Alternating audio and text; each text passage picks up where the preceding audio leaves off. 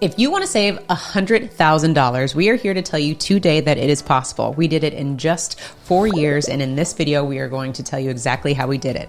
My name is Carmen. And I'm Darius. And saving $100,000 is a pretty large feat, I would say, because 5 years ago, we didn't think that that would actually be possible. $100,000 was a huge accomplishment. I think you're underestimating. Right, because we had $100,000 in debt. Yes. Yeah. So reverse that 4 years later, we've saved up $100,000. Exactly. Fast forward, we saved up $100,000.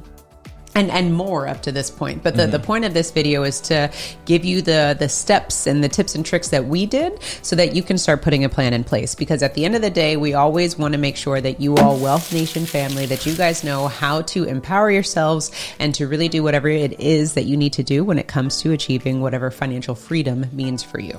So let's dive into the very first tip. So that we did, again, this is our journey, so pick and choose what you like, is we decided to take all of our income net, meaning after the government gets some of our money, whatever the net was, we threw it all into a savings account. And we didn't allocate any funds into a 401k, a Roth, any retirement plans, nothing like that. All of the income just went straight to a checkings account.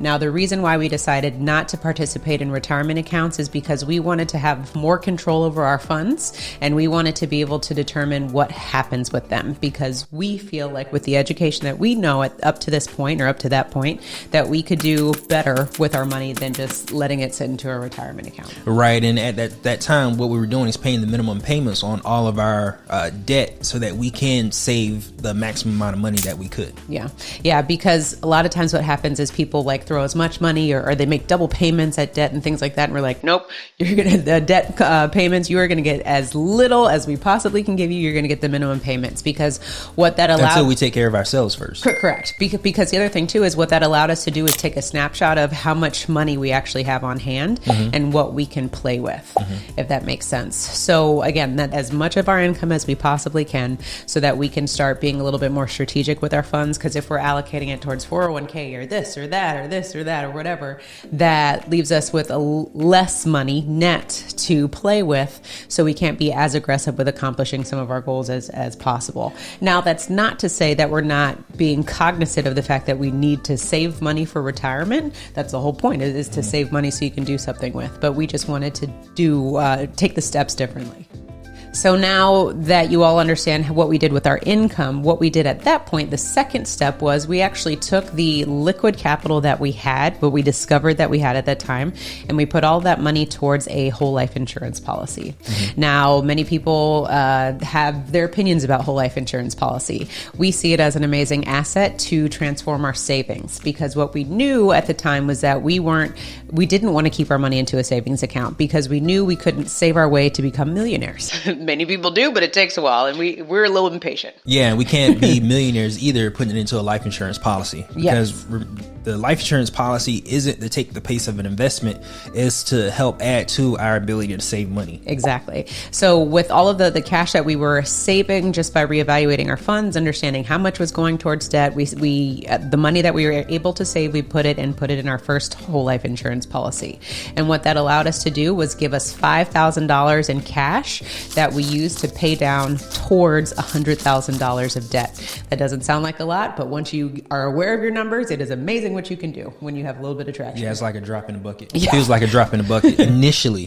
But the most important thing is we had a plan and a system in place that we can follow to get us to the point where we need to be. Because what happens is by paying off your debt, it adds up because we're paying principal and interest. But once you pay some of those debts off, you can roll that debt over into the next one, so that you can pay more aggressively down the second debt and then the third one, kind of like the snowball. Yeah, it literally is. It is a snowball. So with point number 2, to go back to that, just to make sure that we're on the same page, the reason why we put our money into a whole life insurance policy is because we wanted to make our savings work for us. So we know within the whole life insurance policy, not only is our family covered because there's a death benefit involved, but then there's also cash value that grows into the policy every time you pay your premium. And so we find that as an asset, because every time we borrow from the policy, we're not disturbing the growth of the cash inside the policy, and it allows our money to continue growing. And for us, that's the power of leverage, because we know if we put our money in a savings account and we borrow from it, now we got to figure out how to bring the funds back to the party. Yeah, because the thing is, let's say something would have happened to us with the savings account alone, we would not been able to take care of all of our debt. The debt would have been that's a good point. It would have been moved to the next person in the family. Oh yeah. So now with the insurance policy, what we've been able to do is, because we put a small amount of money into a life insurance policy, if something was to happen to us, we can not only take care of all the debt, but there's additional funds available there so that our family can maintain their lifestyles. Very good point. I'm glad that you said that, because I think when we were first starting, I knew we knew that, but I don't know if we consciously knew that. You know what I mean? Because for us, it was just pay down the debt, pay down the debt, pay down the debt. And of course, we're going to live as long as we can, right? Yeah. but in all seriousness, nobody wakes up thinking they're going to pass away. No, they don't. But they wake up worrying about their pockets. Exactly. So with that instance, right, so we took all of our income net, dropped it into a savings account. We reallocated our funds and said what was available, and what was available at that time we put towards a whole life insurance policy. The very first policy that we started was $10,000 a year. Now the third step that we did, like Darius alluded to, is we paid down our debt. Right, so we borrowed money from our life insurance policies and we paid down our debt. And then the minimum payments, what we did is we continued paying our debts the exact same way. The following year came around for our anniversary. We borrowed another amount of money from our life insurance policies to pay down additional debt. And we kept it going and going and going. And we started with the snowball theory, where you were just alluding to. We basically organized our debt from smallest to largest balance. And what Dave Ramsey had, that this is his theory, right? So he likes to instruct people to do this, because when you're able to pay down one small debt, that gives you the dopamine, that gives you the energy and the fire that you need to go, all right, let me tackle the other one. Right. So we were paying the minimum payments on everything. And then once one payment was, one card, for example, was paid off, we would take with that minimum payment and roll it over to the next one, so that we could snowball. We could pay the debts down more aggressively. Now, the nice thing about having a life insurance policy versus the credit card debt, we were basically replacing the credit card debt with the life insurance policy. Nice thing about that is we only have to pay interest on it annually, on our life insurance policy annually, and it's simple interest. And it's simple interest, where our credit cards accumulated interest on a daily basis. Yeah, so a lot of people will say, well, you're just swapping interest payments at the end of the day. But what you need to understand with money is, when you look at how much money you're paying in interest, now it's all about saving as much interest as you possibly can. So when you look at what we're paying in credit cards and personal loans versus the simple interest that we're paying at the insurance company, we were saving ourselves a hell of a lot of interest by just swapping interest rates, so to speak. Yeah. And it made it really advantageous for us, because the other part of when you borrow from a whole life insurance policy is you do need to pay the funds back, absolutely, but it's your policy. So you make the terms as far as when and how you're going to make the loans back. And it's beautiful, because it gives you the breathing space that you need to really be as creative as you possibly can, and be as aggressive as you can, because you don't always feel like, somebody's like, big brother hanging over and you going, where's my money? Where's my money? Right. And I think we learned a valuable lesson also about interest. Yes. Because we had the principal amount in which we knew we owed, but then when you tackle in that interest, it felt like we could never get ahead just by paying the minimum payment. Yeah. So by doing the snowball and using our life insurance policies, we were able to aggressively pay off all of our debt a lot faster than it would have if we were just able to pay the minimum payments. Yeah. Now, some of you may say, well, Darius and Carmen, if you were so concerned about interest, why didn't you do the avalanche method, which is and pay the highest interest rate first? Yeah, starting with the highest interest rate. For us, we needed the dopamine. we needed that psychological step to go, okay, we're on track. We can do this, because our highest interest payment was the largest balance. And I think if we if we would have started with that largest balance, it probably would have felt like Mount Everest to us, and just like, when are we ever going to pay this thing off? When are we ever going to get it done? So it was nice out of the gate to pay off $2,000, then $5,000, and then $10,000, and then work our way down that way, or up. Our largest payment wasn't the highest interest. Our highest payment was like $50,000, and our interest was 10%. Yeah. What killed us was that Amazon card, which was at I think 26% or 28%, something ridiculous. 26.99. Yeah, that was the highest interest rate. That was stupid, but it was the lowest. It was the lowest principal amount. Yeah. So That was great. So we're reminiscing here, right? As far as how this thing works. So for us, getting rid of not only high interest debt, but just getting rid of all of your debt, because as we continue to talk about our journey and the things that we're learning with funds, it's just stop paying other people money that you're working for. Yeah. Stop transferring wealth to other people and leverage the wealth that you're creating for yourself to make more money for you and your family. Right. Now, what significantly helped us, or the biggest thing that helped us get to $100,000 of funds saved up, is the fact that we were no longer paying interest. Yes. But we kept that money in motion. We kept paying that money, just not to the credit card companies. So since we are no longer paying interest, we were able to save a lot more money. Yeah. And which alludes us to the next point. Once we got out of our credit card and consumer debt, we were not going back. No. And we were not going back. And once we started paying ourselves $1,000 a month, $2,000 a month, and are continuing to pay ourselves even more every single month and every single year, we're just addicted to seeing how our funds continue to grow.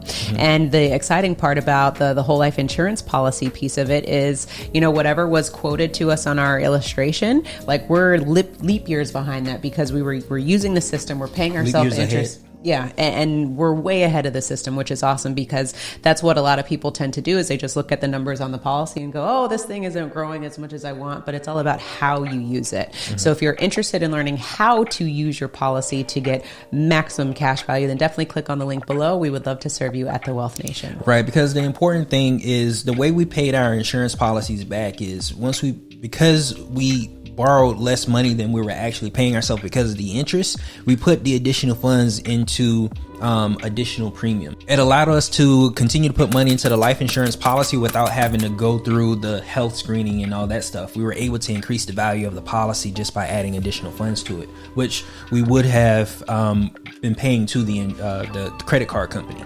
And fast forward till now, we now own 6 policies, and our banking systems continue to grow, because as we continue to have more and more cash on hand, we buy more policies for more protection for our family, for more cash growth in the policies. And what that allows us to do, moving on to the next point, is invest more aggressively. So a lot of times people, like we said, they confuse savings versus investing. And what we want to share with you is you need to make sure that you understand the difference between the two. Right. When we talk about savings, we're talking about the money that you pay yourself, the money that you're putting away every single month from your income. And the point of your savings is to allow you to do more with your lifestyle, to allow you to take ownership of things. But what happens is a lot of times people just take their savings and they immediately invest it in things that they have no collateral with. And what happens is now your savings immediately is in the hands of someone else, and you have no collateral, meaning if something were to happen to that investment, how are you going to guarantee that you're going to get your money back? So for us, the reason why we put money inside of a whole life insurance policy is for that collateral. We want to make sure that our savings stays tucked away nicely, so that if something happens, we always have some sort of, when we invest, let me clarify. We have protection. It's insurance. We have insurance for our investments. Exactly. We never invest in something that we can't get collateral for, because for us, that's just not smart investing. And from all of the billionaires that we study, they don't invest without having collateral, because for them, they can't afford to lose money. It's all about making more money, and you need to invest in things that have guarantees. Right. Now, if we take a step back, what we did is we established a minimum amount that we need to save for savings. Yes. But now if we fast forward to where we have established $100,000 in savings, and a lot of that is being invested, we have a maximum amount for our account. Yeah. Because when you saving money just for the sake of saving it doesn't make you money. What makes you money is how you invest those funds to make more money. You can't make more money if it's just sitting in your account. Totally. So what you need to take from this is our $100,000 that we save, we're not just sitting on $100,000. We've actually invested 90% of that.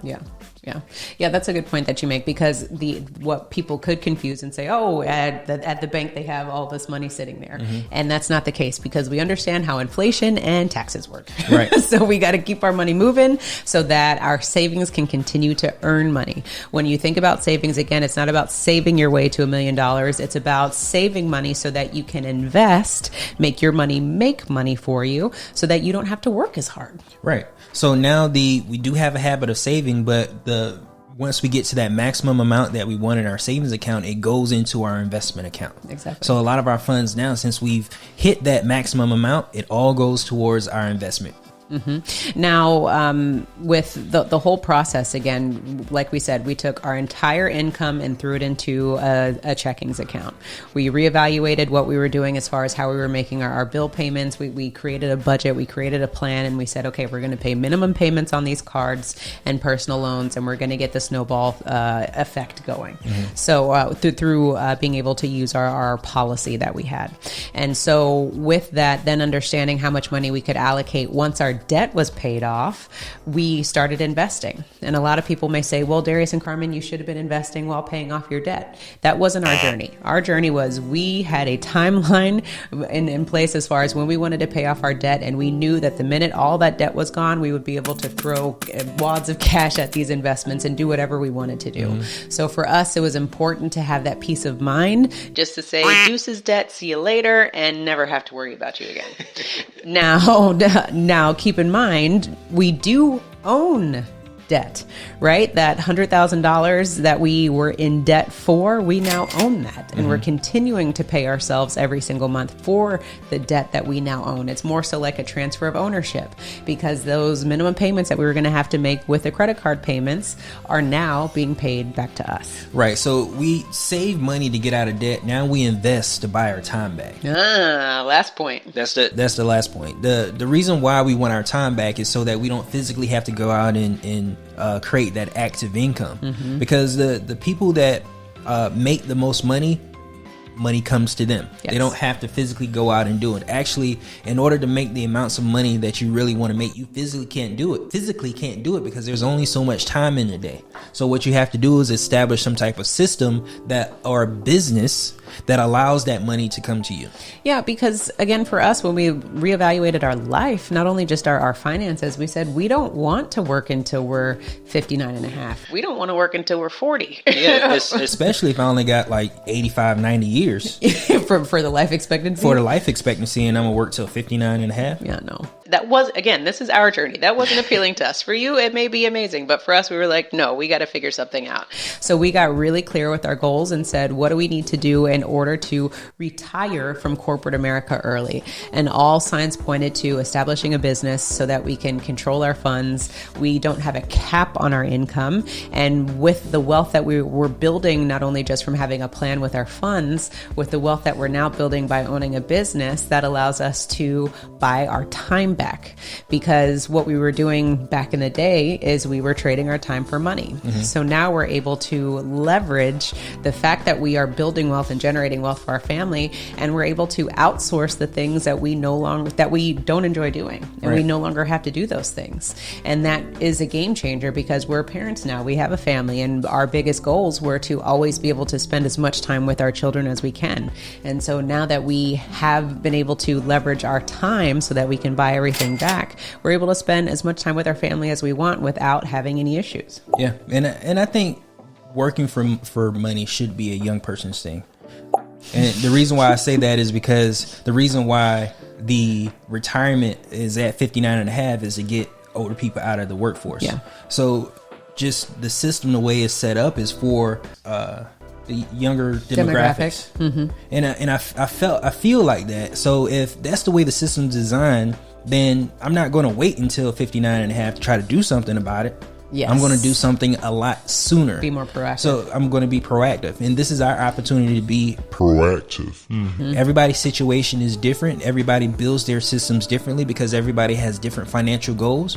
But I know that when I'm 59 and a half, I'm not going to have the same spunk that I have right now at 35. It's true. And that's the whole point of buying your time back, because so many people wait until those retirement years to travel, to see the world, to do the things that they've always wanted to do. Mm-hmm. And we recognize that we're going to be older. Things are going to be a little bit different. Granted, we are going to be in optimum health. We're affirming that. But the point is let's enjoy life now. The same thing that we do with our money. We put our money up and we assume that somebody else is going to do better with it than we can. We said nobody else is going to take control of our lives. So we have to take control of our own lives, and we have to figure out what we need to do to buy our time back, because you only get one life. Mm-hmm. And you have to be really determined to make sure that you make it happen, because nobody else is going to do it for you. Yeah, absolutely. I actually learned this story a long time ago. Well, probably about 4 or 5 years ago, through a game of basketball. I went to the Y to play some basketball, and there was a lot of college people out there. I'm not 17, 18 years old, 19 years old, and I can play smarts, but my body don't do the same thing that it used to do when I was 21, 22 years old. So I'm saying that to say, when we get older, things change. So chasing money isn't going to be the same thing when you're older, especially if you're trading time for money. Your time is going to become more valuable to you. Right now, or if you're younger, you're thinking that you can manhandle the world and you have time to hustle and do all these things, but start taking into consideration that Father Time catches up with everybody. And trading your time for money isn't the way to go. No, and it limits everything for you, because now it limits your time, it limits your income, it just puts a limit and a cap on you that you don't deserve. It's a limited amount that's available. We only have 24 hours in a day, and 6 to 8 of it we need to sleep. True, very much so. So we hope that this video was enlightening as far as the steps that we took to start saving 6 figures and beyond. We are continuing to challenge ourselves and educate ourselves, and I would even say we weren't even thinking about this as the last step, but I would even say the last step is continue educating yourself, because money changes, trends change, and you need to be up on what's going on, because what may be good this year isn't the same thing next year, or even 3 or 5 years from now. So when you are talking about the money game, it's all about making sure that you are hip to the game. Put your ears to the streets and figure out what's going on, and do what is best for you.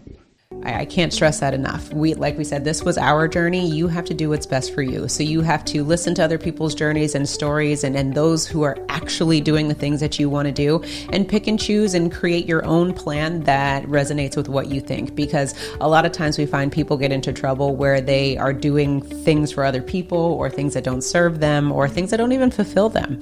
And that's where you go, oh, this doesn't work, or I can't make money here, I can't do this.